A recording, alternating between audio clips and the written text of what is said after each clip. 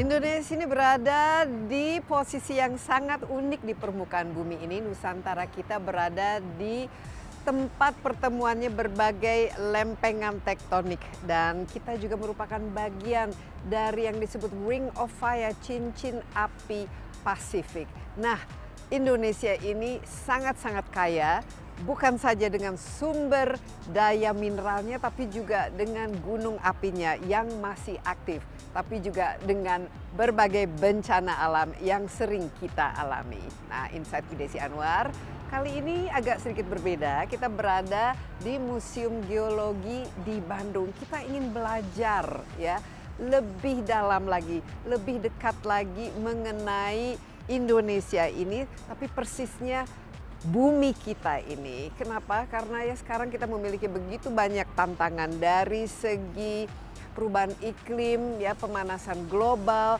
belum hal-hal lain yang membuat kita itu pikirannya itu pusing. Nah, tapi tidak ada salahnya kita melihat sebenarnya kita hanya manusia yang berada di bumi ini. Oleh sebab itu kita perlu mengenalnya lebih dekat lagi supaya kita juga bisa lebih mengapresiasi planet yang kita tinggali ini. Mari kita ikuti.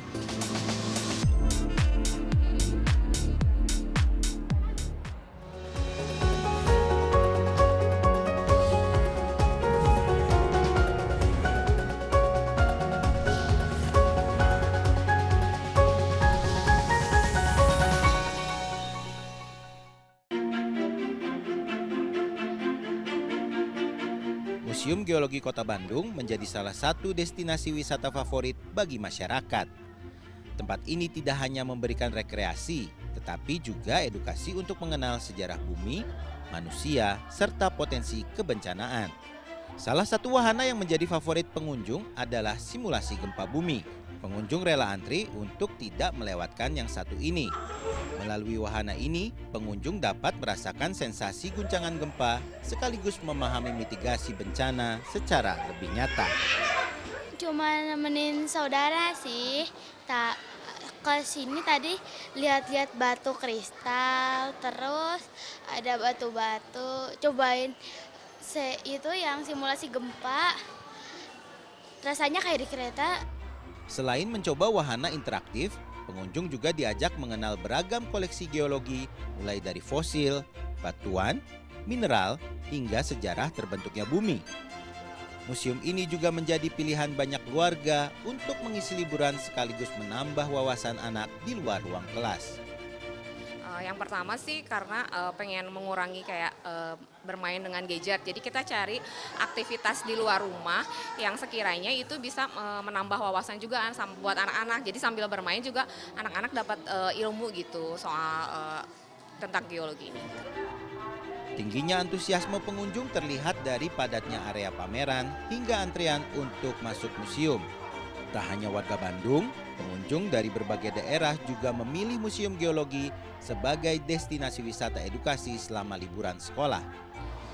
Kebetulan kita sempat lihat ada beberapa konten, kemudian menurut saya menarik untuk membawa anak ini karena memang preschool, jadi untuk mengetahui apa sih yang mungkin nanti bakal buat mereka di pembelajaran mungkin ya gitu. Di tengah pesatnya perkembangan teknologi digital, Museum Geologi tetap menjadi ruang belajar yang menarik bagi anak-anak maupun keluarga. Dengan harga tiket masuk yang terjangkau, Rp3.000 untuk pelajar serta Rp5.000 untuk umum. Museum yang berdiri sejak tahun 1929 ini tidak pernah kehilangan daya tariknya. Tak hanya menyajikan informasi melalui koleksi bersejarah, museum ini juga menghadirkan pengalaman belajar secara langsung yang sulit didapatkan dari layar gawai. Tim Liputan CNN Indonesia, Bandung, Jawa Barat.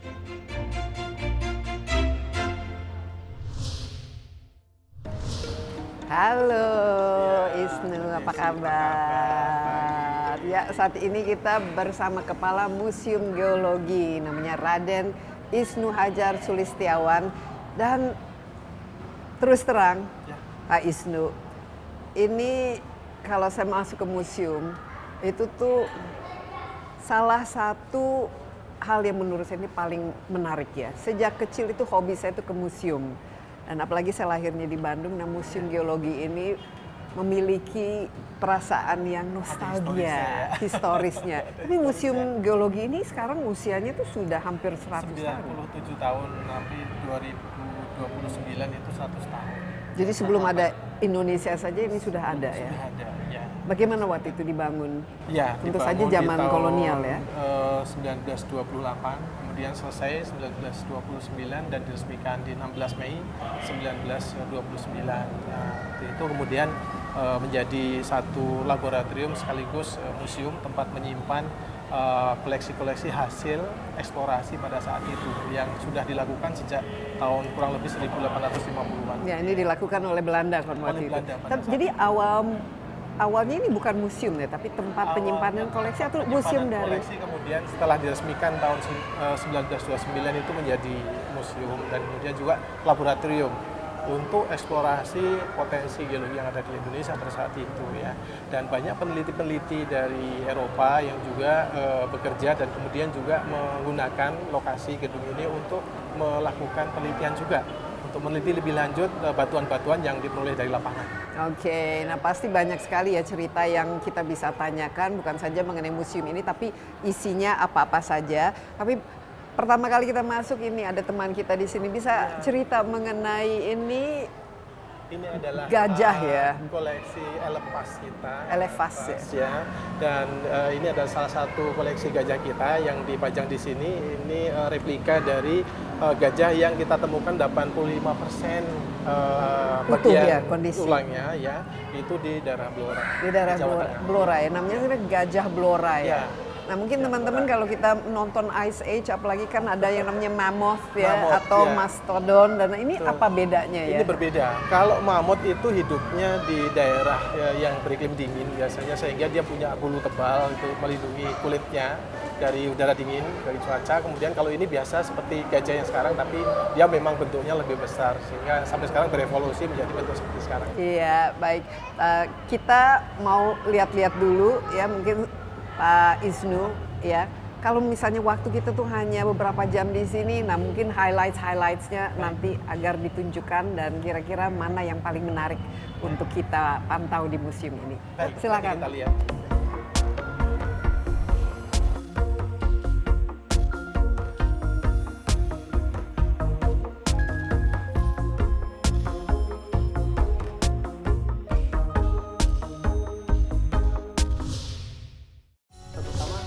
Bersihkan supaya kita membentuk ini biar kuat ya. Iya. Ya, harus melindungi kepala supaya ini.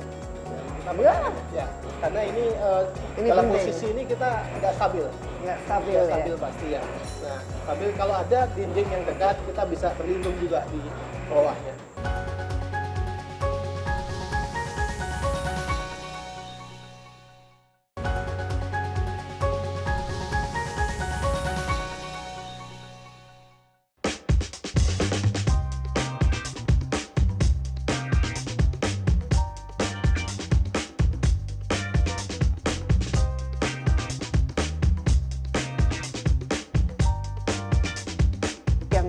Indonesia itu unik karena kita tuh kaya dengan yang namanya geologinya dan mineralnya. Nah ini kita ruang apa? Mungkin Pak Isnu bisa Ini adalah jelaskan. salah satu ruangan bagian dari ruang geologi Indonesia yang menjelaskan tentang awal muasal geologi di Indonesia sampai ke potensi-potensi di dalamnya.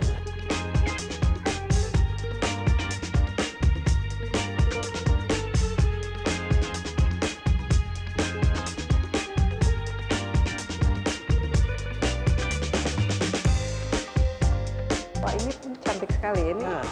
Ini ametis ini ya. Ametis ya. Ametis. Ini juga kita kaya dengan ametis. Betul, ini dari Solok, dari Sumatera Barat, Wow. Sumatera Barat ya.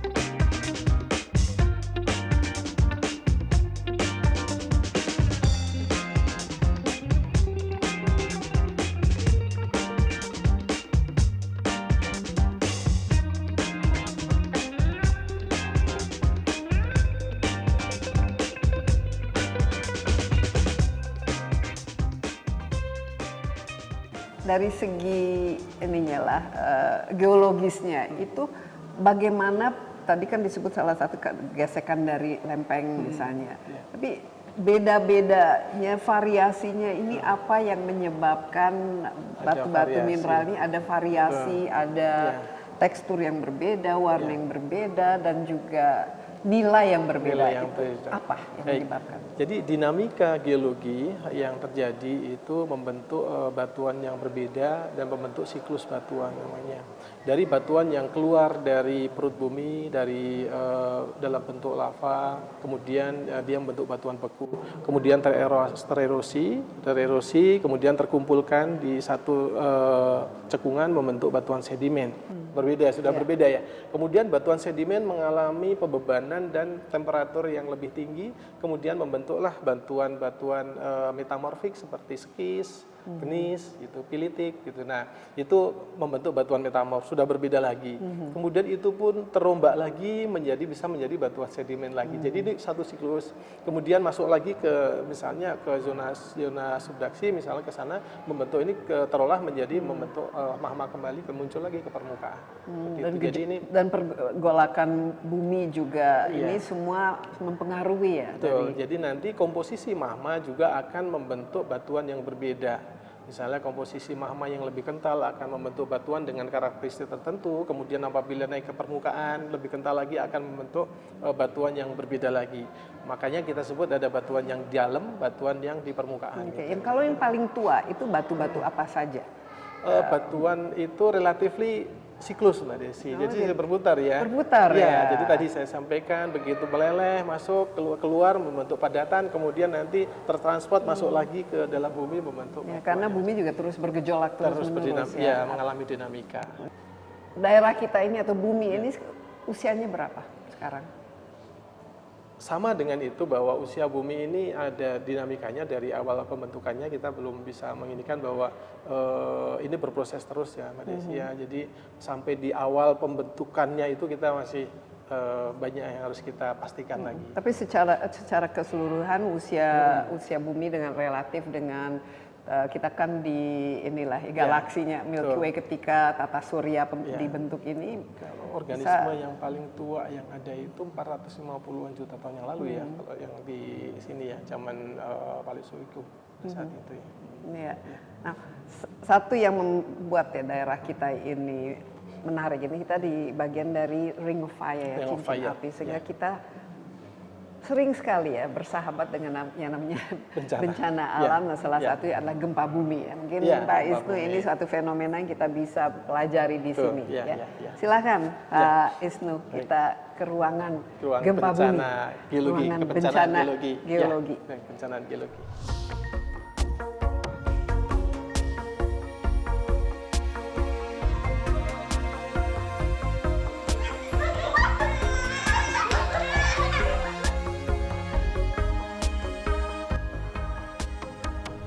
Seperti kita ketahui, kita ini daerah yang betul-betul rawan bencana alam, khususnya bencana geologi, dan gempa bumi ini merupakan salah satu yang paling sering kita alami.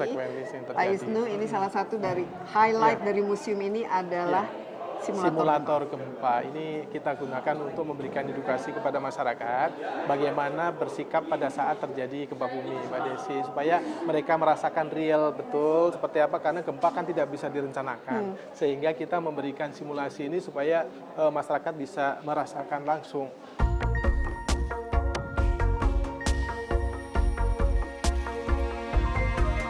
Kita mulai yuk simulatornya. Boleh. Silakan. Ya. Kalau pada saat akan terjadi gempa itu, kemudian kita sudah merasakan pertama, langsung kita bersikap supaya kita membentuk ini yang kuat ya. Iya. Ya, harus melindungi kepala supaya ini. Ya, kita ya, karena ini dalam penting. Posisi ini kita nggak stabil. Nggak stabil, nggak stabil pasti ya. Nah, stabil kalau ada dinding yang dekat, kita bisa berlindung juga di bawahnya. Ini persiapan untuk kita kalau ada pertolongan segera bisa bereaksi ya. Tapi ini bisa di bawah meja begitu kita? Iya, kita mencari segitiga yang aman di antara dinding dengan ini supaya aman dari jatuh, dan meja yang kokoh. Kalau meja yang nggak kokoh nanti malah jadi kita yang tertimpa gitu ya. gitu. Jadi harus di segitiga dinding yang aman. Ya. Kalau ada meja lebih bagus lagi. Kalau dibuat tempat tidur bagaimana?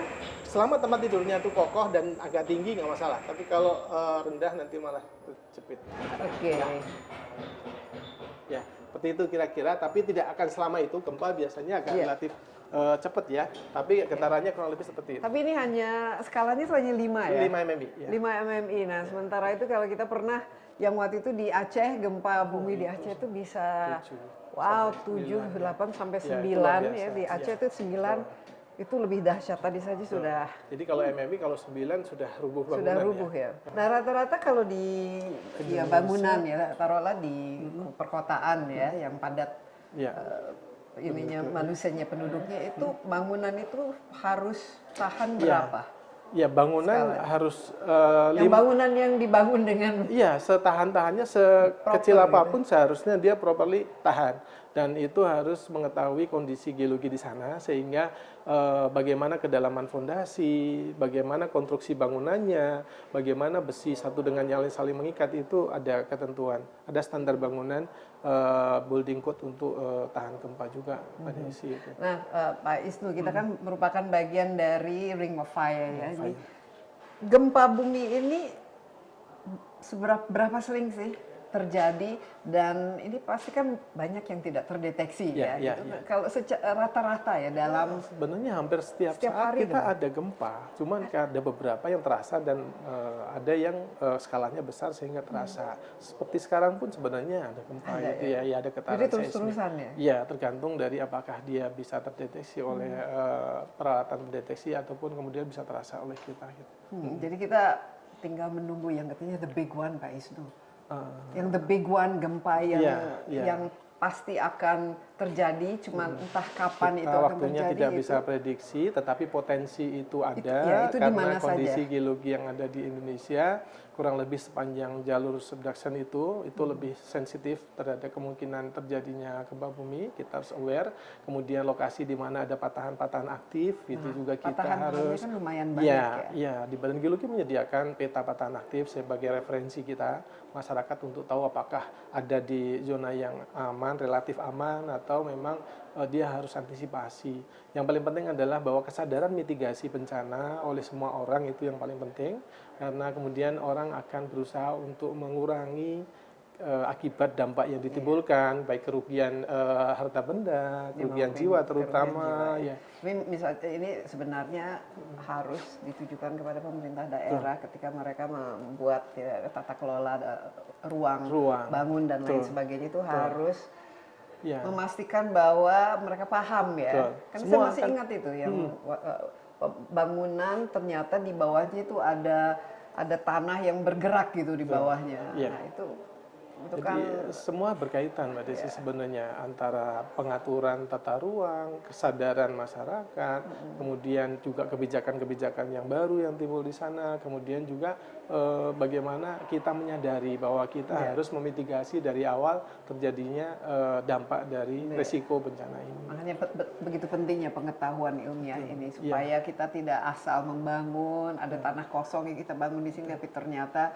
itu merupakan titik bencana yang potensial terjadi. Pak Isnu, kita sambil duduk lagi karena masih banyak sekali cerita-cerita yang kita harapkan kita bisa belajar hari ini di Museum Geologi ini. Silakan Pak Isnu, lead the way.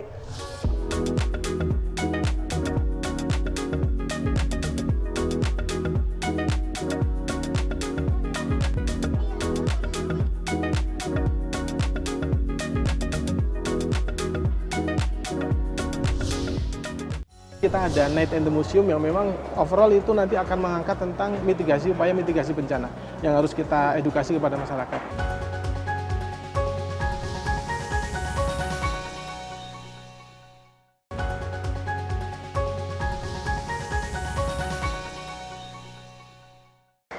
Insight with Desi Anwar, kali ini di Museum Geologi di Bandung kita menggali rahasia bumi bersama Kepala Museum Geologi kita, Isnu Hajar, yang tadi sudah mengantarkan kita berkeliling di sini. Ini museum didirikan tahun 1929 sebelum adanya Indonesia. Tentu saja dulu ini merupakan tempat koleksi ya mineral, batu-batuan oleh waktu itu Belanda, dan mereka menjadikan ini menjadi museum yang sampai saat ini terus berkembang, banyak sekali dikunjungi oleh anak-anak sekolah dan sangat-sangat menarik karena tentu saja Indonesia itu kita sangat kaya dengan sumber daya alam, khususnya sumber daya mineralnya. Nah, Isnu, tentu saja kita harus lebih bersahabat, lebih mengenal bumi kita, alam kita, dan mengenal aktivitasnya. Nah, fenomena bencana geologi ini merupakan teman hidup kita. Dari dahulu kala, ya, begitu banyak di gunung apinya, begitu banyak lempengannya, dan juga bentuk-bentuk fenomena alamnya. Mungkin bisa nggak didaftar, ya, yang fenomena maupun bencana yang bisa diakibatkan oleh fenomena geologi ini yang merupakan ciri khas Indonesia. Selain tadi gempa bumi itu salah satu yang paling dahsyat. Ya, paling banyak frekuensi tapi masih terjadi. Banyak yang lain. Apa saja? Ya, selain gempa bumi, beberapa potensi risiko bencana geologi yang ada di Indonesia, bencana letusan gunung api itu juga intens, cukup banyak karena Indonesia merupakan bagian dari Ring of Fire di bagian selatan, terutama di wilayah Indonesia ini sepanjang Sumatera, Jawa sampai Nusa Tenggara, Maluku itu berderet barisan gunung api yang di situ masih aktif sehingga mengakibatkan kita memiliki resiko terhadap terjadinya letusan gunung api. Nah,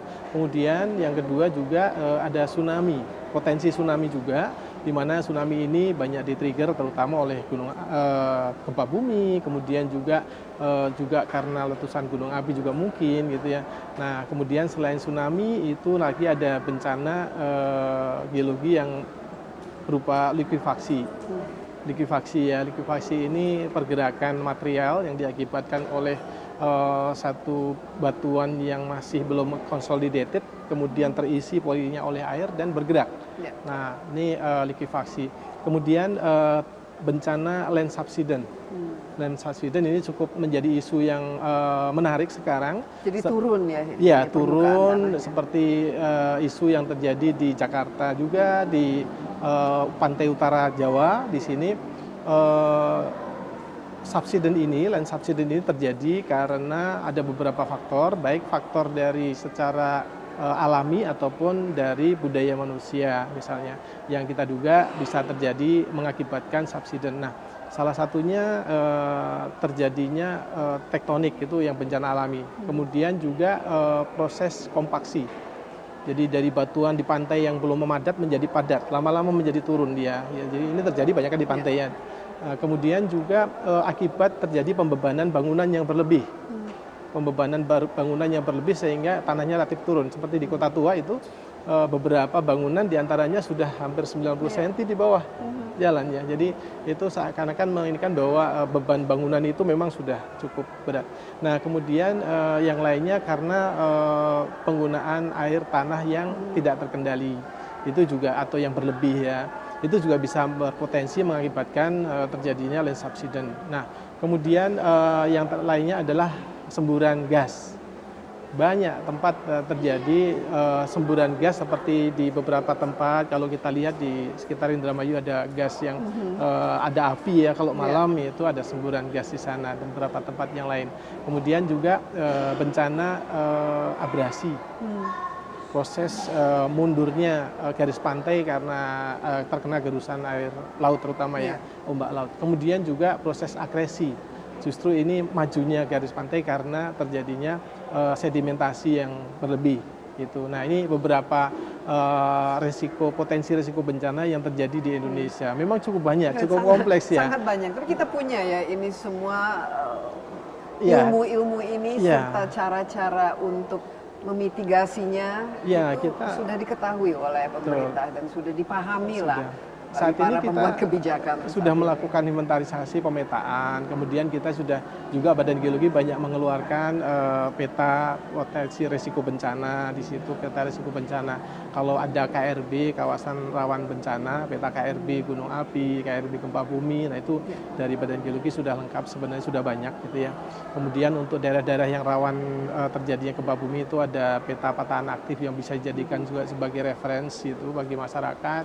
Kemudian juga untuk daerah-daerah likuifaksi juga sudah diteliti potensi terjadinya likuifaksi seperti kemarin di Palu ya, yang cukup populer ya, banyak terjadi menjadi pembahasan media juga. Nah, itu dia. Apakah ini kan harus dimitigasi ya, karena kalau tidak bisa banyak sekali dampaknya yang negatif ya, apalagi kita jumlah penduduknya sangat padat dan juga mungkin dari segi kualitas pembangunannya tidak kurang untuk daerah yang sangat rawan bencana ini. Ada semacam SOP gitu bagi semua pemegang kebijakan yang menyusun tata ruang setiap daerahnya, itu yang harus ada checklistnya gitu. Dan dipastikan memang setiap desain itu sesuai dengan kebutuhan daerah. Jadi Undang-Undang Penataan Ruang kita sudah mensyaratkan salah satunya pertimbangan atau analisis geologi untuk menentukan fungsi ruangnya. Sehingga dipastikan apabila itu ditaati pasti ada unsur pertimbangan aspek geologi yang akan menjadikan resiko terjadinya bencana geologi ini bisa menjadi lebih rendah ya, lebih rendah. Nah, ini tentunya juga diperkuat dengan beberapa kebijakan adanya kelembagaan-kelembagaan yang nantinya terkait dengan itu, misalnya ada BPPD, ada BNPB gitu yang sudah dibentuk, dan kemudian juga nantinya apabila menggunakan data-data geologi kita dengan baik, maka ya kita paling tidak meminimalisir, upaya mitigasi itu sudah kita lakukan secara optimal gitu ya. Nah, memang ini memerlukan partisipasi dari semua pihak. Tidak hanya pemerintah, tidak hanya masyarakat, tapi semuanya harus juga. Kesadaran masyarakat sangat diperlukan. Tapi kesadaran ini menurut Pak Isnu sendiri ini sudah semakin meningkat atau tidak? Iya.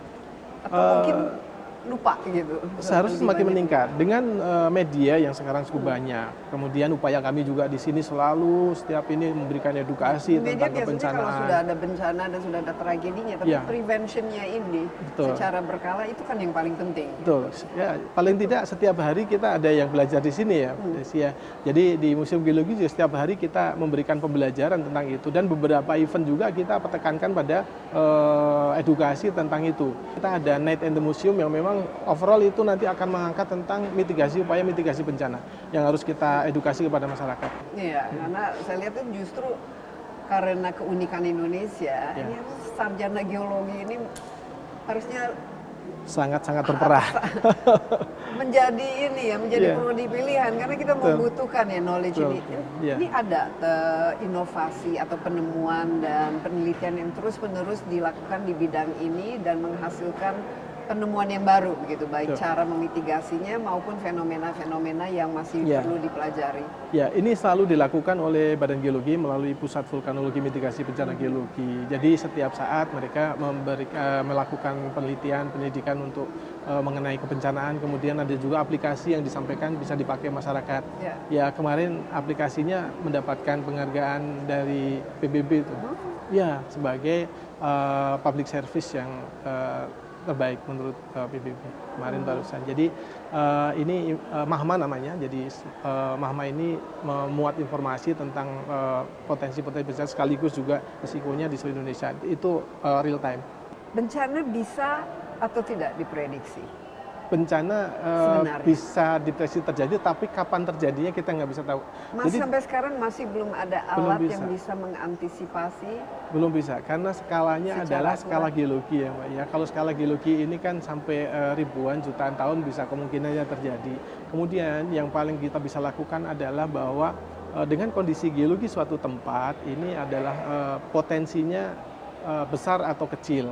Kemudian apakah dia bisa terjadi dengan tanpa mitigasi kita bisa lebih kecil resiko, ataupun dengan kita harus melakukan dengan mitigasi yang effortnya cukup berat gitu ya.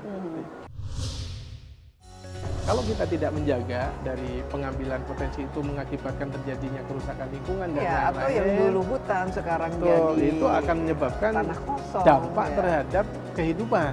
Nah ini yang menjadikan semangat kita untuk memberikan kesadaran masyarakat bahwa kita harus sama-sama menjaga kehidupan untuk generasi yang mendatang.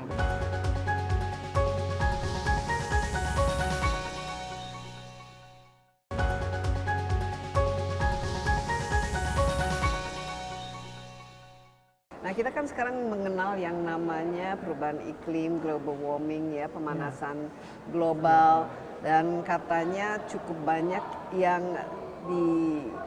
dicetus ya oleh kelakuan manusia lah, karena industrialisasi, polusi dan lain sebagainya. Coba mungkin dari segi perjalanan bumi itu sendiri ya. Ya. Perjalanan bumi kan nggak anteng-anteng saja kan. Kita bumi ini sudah kalau dari segi usia tuh mungkin udah 4 miliar ya usianya. Nah, itu bisa nggak yang mana kira-kira seperti apa perjalanan bumi dari masa ke masa jauh sebelum ada yang namanya manusia ini. Kita kan masih udah, kalau dari jarum ini apa jam sejarah itu kita mungkin detik terakhir Beberapa ya titik sebelum aja di jam situ. 12. Tapi mana yang bencana ini justru karena ya dipicu oleh kegiatan manusia. Ya, kalau kehidupan manusia tentunya dalam batasan masa ini ya, masa manusia sudah Masih ada. Tetapi baru-baru ini, mungkin 100 kalau tahun terakhir. kita di Museum Geologi ini ada namanya ruang sejarah kehidupan. Jadi ruang sejarah kehidupan itu dari mulai 450 juta tahun yang lalu terekam misalnya mikroorganisme yang awal-awal ada di bumi ini. Kemudian berkembang menjadi setelah itu organisme yang hidup di daerah perairan, di laut, karena bentuknya waktu itu bumi masih sebagian besar berupa lautan termasuk Indonesia. Kemudian setelah itu berupa rawa-rawa karena ada dinamika, kemudian mengalami pengangkatan dan menjadi daratan. Nah itu ada beberapa siklus yang memang menunjukkan bahwa ada beberapa kali kepunahan massal di sana yang kemungkinan bisa terjadi karena perubahan iklim, karena kegagalan adaptasinya, dan ada beberapa penyebab lain yang masih kita teliti ya. Nah ini tentunya terkait dengan kehidupan sekarang, ini juga ada peluang bahwa seperti itu terjadinya, tapi memang skalanya terjadi dalam skala waktu geologi. Tidak dalam 1, 2, 3 atau puluhan tahun, tetapi mungkin jutaan tahun. Di mana mungkin kita juga sudah, kita juga mungkin kemana sudah, gitu ya. sudah punah juga. Iya, lah kemana gitu. Jadi seperti itu. Jadi kemungkinannya memang dinamika bumi ini akan terjadi sesuai siklus ya. Ada siklus tertentu yang memang membuat satu masa itu menjadi hilang, kemudian terbentuklah masa yang baru. Belum lagi ketika ada asteroid dan kemudian Ya, dinosaurus itu 65 juta tahun yang lalu punah setelah Punah hidup karena hujan meteor juta, ya.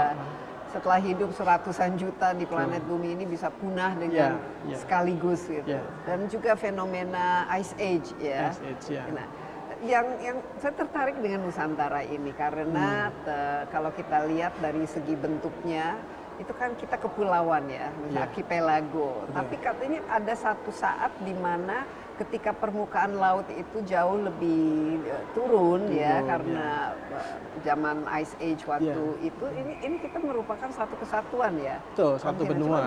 Satu benua. Benua Pangea dulu namanya pertama-tama di awal itu. Nah, memang dinamika bumi itu tidak lepas dari sea level drop, sea level rise. Jadi ada beberapa proses di sana yang juga terjadi tidak hanya oleh mencairnya es, tetapi juga karena proses pengangkatan benua, proses pengangkatan lempeng sehingga terbentuk benua dan kemudian perairan itu menjadi beralih ya ke tempat lain. Siklus terjadinya pulau-pulau sendiri ada ceritanya juga, ada sejarahnya, ada dinamikanya. Jadi kalau menurut salah satu ini ada yang membuat peneliti yang membuat satu simulasi yang tadinya misalnya Indonesia itu tidak seperti sekarang kemudian berputar dia counterclockwise, dia membentuk konfigurasi yang seperti sekarang gitu. Jadi ini memang ada dinamika yang seperti itu yang terbentuk karena memang proses selain dari tadi proses cairan es juga ada juga proses pengangkatan, ada orogen namanya, kalau kita namanya orogenik, kemudian juga membentuk gunungan-gunungan ya di sana, kemudian membentuk pulau-pulau dan kemudian juga ada proses tektonik yang kemudian memutar membentuk suatu gaya, menyebabkan gaya yang menyebabkan satu lempeng itu berubah posisi itu Mbak Desi. Wow, Ya. jadi betul-betul sangat dinamis, Dinamis, ya. ya. Hidup ya planet ini. Betul. Mungkin kadang-kadang kita merasa bahwa hanya manusia lah yang hidup ya, bahwa bumi ini sesuatu yang mati dan oleh sebab itu kita bisa lakukan apapun, kita bisa eksploitasi, Ya. kita bisa rusak dan lain sebagainya. Tapi kita selalu lupa bahwa kita hanya merupakan Bagian. istilahnya kumannya saja gitu di atas Bagian permukaan. kecil dari kehidupan dan proses kecil. kehidupan ya. Nah, dari pemahaman ini ya, Isnu, dengan kita sudah tahu bahwa kalau kita mengeksploitasi, kalau kita merusak, nah ini juga berdampak buruk bukan saja terhadap bumi tapi seluruh kehidupan. Apa kira-kira pesan atau pelajaran bagi anak-anak yang sekarang Gen Alpha datang ke sini, mereka belajar, museum ini sangat interaktif, sangat menarik, sangat child friendly begitu. Tapi kan ada pesan gitu yang ingin bukan hanya benda-benda mati, ayo lihat, tapi pelajaran yang kita bisa ambil dari pengalaman di museum ini. Jadi pelajarannya adalah bahwa Tuhan menciptakan bumi ini dengan potensinya untuk kita supaya kita bisa survive, bisa memanfaatkan untuk kehidupan kita, tetapi juga kita harus arif dalam pemanfaatannya, harus bijak, dan juga di samping itu kita harus siap dengan konsekuensi bahwa bumi ini di samping ada potensi juga memiliki resiko-resiko bencana yang mungkin kita hadapi dalam kehidupan sehari-hari. Jadi kalau tadi terkait dengan potensi itu sehari-hari kita melihat ini ada besi ini berasal dari batuan yang kita ekstrak yang menghasilkan kemudian kita produksi menjadi besi gitu ya. Nah ini sehari-hari kita berhubungan dengan itu gitu. Nah kemudian juga resiko bencana juga begitu. Akhirnya kita harus membentuk satu pemahaman dari awal, dari dini bahwa kita harus arif untuk memperlakukan alam ini. Ya, jadi memanfaatkan seoptimal mungkin, sebijak mungkin, baik dari sisi waktu, dari caranya, ataupun dari bagaimana kita mempelajari. Makanya kita harus mempelajari di mana kita perlukan untuk dimanfaatkan, di mana itu kita perlukan untuk dikonservasi. Itu dari usia dini harus sadar. Kemudian juga dalam rangka survival untuk bisa mempertahankan kehidupan kita, dari mulai dini masyarakat juga anak-anak harus paham bahwa kita harus selalu siap dengan kondisi bencana dan kita harus ikut serta dalam upaya mitigasi bencana sehingga kita bisa ikut serta di dalam upaya untuk mengurangi kerugian karena kerugian harta benda, kerugian jiwa yang terjadi sehingga nanti kita bisa lebih long life, bisa lebih survive gitu ya. Nah itu yang bisa kita berikan pesan-pesan kepada mereka dari jejak-jejak geologi yang sudah ada. Dari jejak dinamika geologi yang ada yang ditampilkan di Museum Geologi dalam bentuk storyline yang sudah memang kita atur supaya pemahamannya itu ke arah bahwa kesadaran gitu ya, kesadaran dari awal dan ketertarikan dulu, setelah tertarik baru belajar, setelah belajar baru sadar gitu ya. Nah di situ kita inginkan bahwa dari awal anak-anak sudah memahami, kemudian juga nantinya diskusi di dalam masyarakat ini akan lebih saling bisa diterima gitu ya. Jadi kalau bicara tentang bencana satu dengan yang lain sudah bisa komunikasi gitu.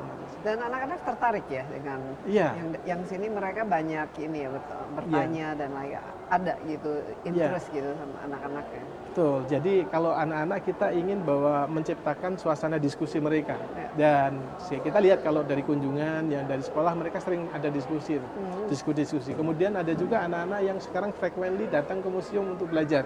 Jadi mereka memang secara berkala datang, ada yang sebulan sekali, ada yang seminggu sekali pasti berkunjung. Karena memang sangat-sangat menarik ya, apalagi kalau anak kecil kan masih curious ya. Betul.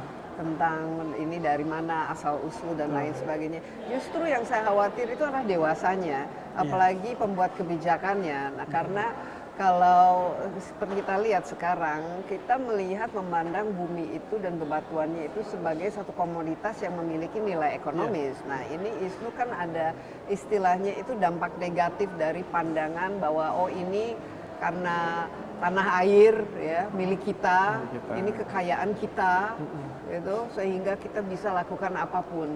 Padahal kan kita semua hanya tamu ya di sini, hanya kebetulan saja ada di sini. Nah, bagaimana mengubah persepsinya sehingga kita tidak mengeksploitasi, menggali dan istilahnya tuh menganggap bahwa ini punya kita boleh lakukan apapun gitu.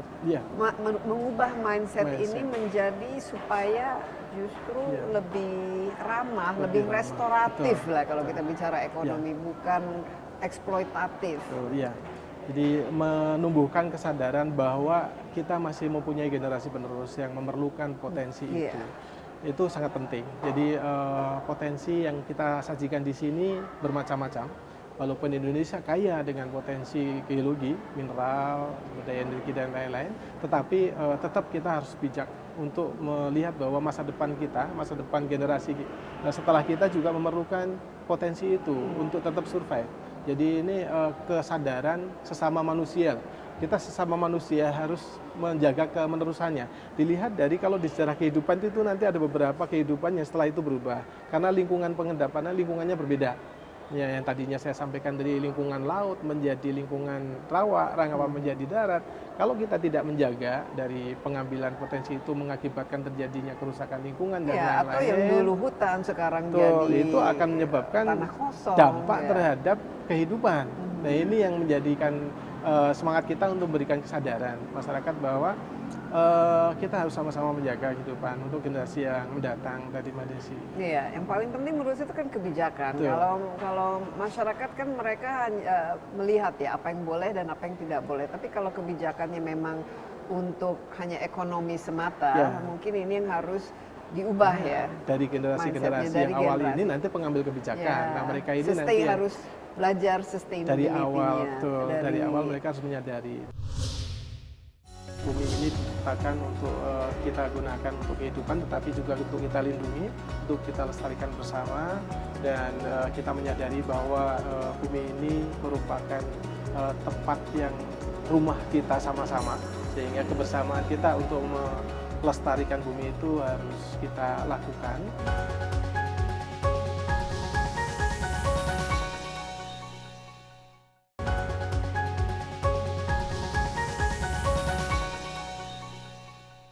Nah, itu dia. Tapi kalau bicara mengenai kekayaan itu, ya kita tadi lihat ada batu bara, ada tembaga, ada emas, ada macam-macam lah yang kita gunakan untuk kehidupan manusia ini. Ini bisa habis nggak? Kalau habis sama sekali sih kemungkinan kecil, emas pasti ada ya, tetapi tergantung dari nanti prioritas, mana yang sudah akan dieksploitasi, mana yang harus dikonservasi itu. Nah, kita masih melihat sekarang kebijakan tidak semuanya juga eksploitasi, masih ada bagian-bagian dari konservasi. Misalnya kita di Balai Geologi ada namanya kawasan cagar alam geologi, ditetapkan dengan satu keputusan pengambil kebijakan dengan Kepres ya. Jadi dengan penetapan itu tentunya tadi bahwa pengambil kebijakan masih memiliki memiliki keputusan untuk mempertahankan kawasan cagar alam geologi ini. Nah, kemudian ada kawasan bentang alam kars yang kalau kars itu potensi di situ ada potensi untuk industri semen. Tapi kita jadikan sebagai kawasan konservasi sehingga tetap terjaga. Nantinya itu semoga bisa dimanfaatkan di masa yang kemudian gitu Mbak Desi. Kita optimis kok, masih ada kebijakan, banyak kebijakan yang masih mensupport untuk konservasi itu masih banyak. Saya sempat lihat di sini ada gading gajah ini Ini stegodon yang besar ya, stegodon. Ini dari sini juga? Cephalus. Ini punyanya koleksi Museum Geologi. Asal Ini dari Jawa Tengah. Jawa Tengah. Jawa Tengah dari Coba Tucangan. kita tadi bicara batu-batuan ya, tapi ternyata kan fosil juga merupakan bagian dari kekayaan ini. Betul. Apa saja fosil yang bisa ya. katakan endemik lah ya. Jadi Nusantara ini. Jadi Nusantara ini waktu dia berupa lautan gitu banyak kita temukan fosil amonit tadi ya di Nusa Tenggara Timur ada fosil amonit, kemudian di beberapa tempat di Sumatera juga ada fosil amonit gitu. Kemudian setelah itu muncul fosil-fosil yang berasal dari lingkungan rawa. Ada kudanil, ada gajah, ada buaya, ada babi rusa gitu yang rawa. Kemudian ada beberapa yang nanti termasuk kura-kura gitu ya. Nah, kemudian nanti berikutnya ada fosil yang darat, yang fully darat gitu ya. Termasuk kalau yang laut tadi ada kerang-kerang, Brachiopoda dan lain-lain. Tapi paling tua itu yang amonit itu ya. Paling tua itu stromatolith sebenarnya, tapi kita memperoleh koleksi itu dari Cina bukan dari Indonesia. Sebenarnya stromatolith itu yang kayak kehidupan yang teridentifikasi pertama kali. Setelah itu banyak. Nah, kalau gajah Kan sudah itu masuk memang mamalia, kan, termasuk yang survivalnya cukup bagus karena dia bisa hidup di rawa, bahkan di laut pun bisa. Bahkan ada penelitian yang mengatakan bahwa ini migrasi dari India, dari yang berenang jauh melalui laut gitu ya. Ini betapa Jadi saya ini gajah purba ya. Gajah Kalau purba. misalnya harimau purba itu ada nggak? Ini? Harimau purba ada Yang juga, sudah tapi masuk nggak ke- terlalu banyak ini ke big mammals sebarannya ini. ya. Sebarannya nggak terlalu banyak. Yang paling banyak itu gajah dengan kura-kura, ya, dengan kemudian yang binatang-binatang rawa itu banyak sih. Nah, taruhlah Isnu 500 juta tahun gitu dari 500 sekarang ya. juta tahun sebelum- Kira-kira apa ya peninggalan fosil Homo sapiens Indonesia? Belum ada kalau Khusus 500 juta tahun ya. 500 juta tahun itu mungkin sebelum ada, kalau di sini Stromatolith itu Enggak, maksudnya ke depan. Oh, ke depan. 500 juta tahun di depan. Yang Atau awet- ratus-ratus tahun depan kalau kita sudah tidak ada, kira-kira peninggalan kita tuh apa ya? Tuh, yang jadi masalah buat kita sekarang plastik ya Mbak Desi. Jadi iya, kalau plastik ini awet sampai berapa juta tahun kemudian nanti mungkin jangan-jangan kita disebut nanti zaman plastik ya. Iya, Ya, mungkin plastik jangan-jangan ini apa TPS yang gunung-gunung plastik Gunung itu itu yang tinggal plastik kemudian ada apa ya gunung. kira-kira nanti makhluk yang di depan melihat mereka mempelajari manusia ini Itu. dari segi geologis. Ya, yang paling dipastikan adalah makhluk yang survive bisa beradaptasi pada zaman itu. Pada zaman di mana mungkin nanti bentuknya apakah dia sudah merupakan alam yang banyak tercemar atau alam yang justru kembali lagi ke awal, karena pada awalnya ada satu proses misalnya meteor, hujan meteor ya, hujan meteor. Setelah itu punahlah dinosaurus. Kemudian terbentuk lagi satu kehidupan yang ada tumbuhan hijau lagi, hutan Iya. lagi, kemudian Setelah seperti Jurassic Park kan ada yang ini ketika mamalia Iya. menjadi inilah Betul, nah. merajalela Tuh, gitu. ini kan siklusnya. Nah, siklus ini masih bisa terjadi dan nanti 500 juta tahun yang akan datang, ya kemungkinan ada kehidupan yang berbeda lagi yang kita Iya, nggak tahu. saya tuh di concern mereka melihat, wah ini zaman Homo plasticus kan. Ya, Ini manusia era plastik. yang Iya. memiliki koleksi plastik yang, tapi Betul. mereka mungkin tidak tahu bentuk kita seperti apa karena mungkin Iya. kita tidak meninggalkan fosil karena tulang-tulang, kecuali kalau tulang-tulang kita sudah ada implan-implannya itu Iya, kan, iya. dari titanium gitu. Betul. Kalau ratusan tahun yang lalu mungkin kehidupan sudah waktu ada manusia itu mungkin mereka memanfaatkan batu ya, Iya. batu-batu untuk kehidupan mereka, bentuknya alat-alat untuk memotong dan lain-lain Iya. gitu. Waktu itu kalau kita berkaca sekarang mungkin itu kita anggap sudah modern gitu. Memang. Iya. Tapi Karena- nanti suatu saat ya Karena mereka melihat gigi ya, dari gigi, wah ini giginya banyak Iya. ini, banyak metalnya gitu. Betul. Manusia metal. Ya. Manusia metal, metal karena dan ada manusia gigi plastik. Karena emas ya. Gigi emas dan gigi ini. Bingung gigi, juga. Filling dan mungkin ada prostetik yang Masih tertinggal. Ini Masih masih tertinggal, tertinggal. ya. ya. Ya, mungkin. Isnu, terima kasih banyak atas insight-nya. Mungkin satu kalimat kalau para pengunjung yang datang ke sini melihat museum geologi ini, apa kira-kira yang ingin Isnu mereka bawa lah dan kenang dengan Ya. pengalaman mereka? Dan a night in the museum-nya itu seperti apa kenangannya? Iya, kita ingin bahwa pengunjung masyarakat belajar tentang bumi di Museum Geologi ini dan untuk lebih menyadari bahwa bumi ini diciptakan untuk kita gunakan untuk kehidupan, tetapi juga untuk kita lindungi, untuk kita lestarikan bersama, dan kita menyadari bahwa bumi ini merupakan tempat yang rumah kita sama-sama, sehingga kebersamaan kita untuk melestarikan bumi itu harus kita lakukan. Dan apabila ada resiko bencana ataupun ini kita banyak mempelajari, dan di sini tempatnya belajar yang bisa dijadikan sebagai salah satu tempat belajar yang komprehensif, dari mulai dinamika bumi sampai kepada bagaimana kita bersikap terhadap baik potensi ataupun resiko bencana yang ada. Dan untuk anak-anak sampai ke lansia kita bisa mengakses informasi yang ada di sini, dan saya yakin bisa dipahami oleh semua ini gitu ya, Mbak Desi. Isnu, terima kasih sekali. Terima Ya. kasih. Penting sekali pesannya.